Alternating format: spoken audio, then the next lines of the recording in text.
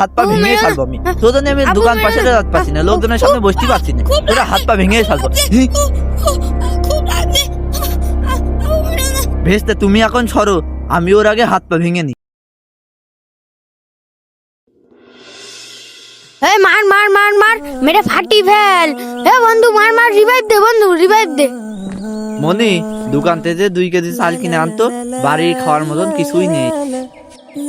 এই মারুক, আমি কি করছি কথা কানে যাচ্ছে না? এই মার মার মার মার। কি হয়েছে, তো ডাকছো কি করছি? দোকান থেকে 2 কেজি চাল কিনে আনতো, বাড়ি খাওয়ার মতন চালই নেই। এখন আমি যেতে পারবো না, এখন আমি গেম খেলবো। আমারই ভুল হয়েছে, ফোনটা কিনে দিয়ে সারাদিন ফোন নিয়েই পড়ে থাকে, পড়াশোনার নাম তো নেই, সারাদিন খালি ফোন ফোন ফোন। হারামজাদা ছেলেবেলে, কি আর করা, আমিই যাই। করিমিয়া, ও করিমিয়া, বাড়িতে আসো নাকি? কি ব্যাপার, লোকটা তো কেবলই বাড়ির মধ্যে ঢুকলো। মনি, এ মনি, তোর আব্বু কি বাড়িতে আছে? ছেলেটা ফোনের ভিতরেই চলে গিয়েছে। এত ডাকাডাকি করছি, ছেলেটা কোনো সারা শব্দই দিচ্ছে না।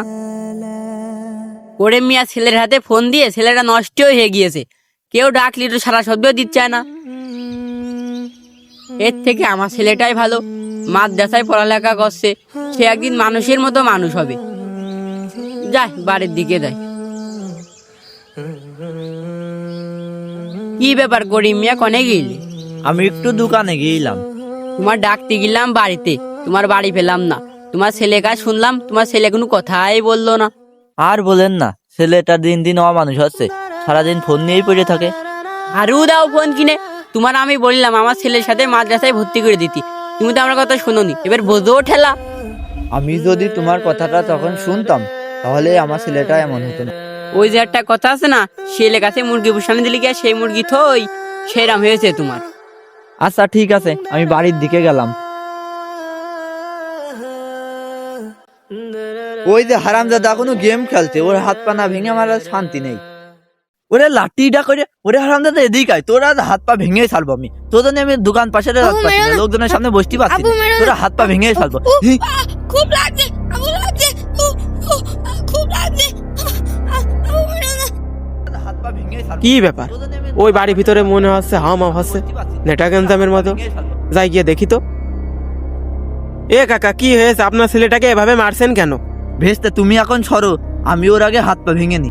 আহা, কি হয়েছে বলবা তো? ভেস্তে তুমি জানো না, ও সবসময় ফোন নিয়েই পড়ে থাকে। আমি রাস্তাঘাটে বের হলে মানুষজনের সামনে মুখ দেখাতে পারি না, ওর আজ আমি মেরেই ফেলবো। কাকা, এখনকার ছেলেবেলার দিন দিন এমনই হয়ে যাচ্ছে।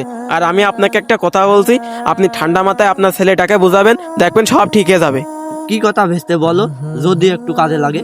আমি বলি কি, আপনার ছেলেটাকে ঠান্ডা মাথায় বুঝিয়ে মাদ্রাসায় ভর্তি করিয়ে দেন, দেখবেন ওর ভিতরে আল্লাহর ভয় সৃষ্টি হবে।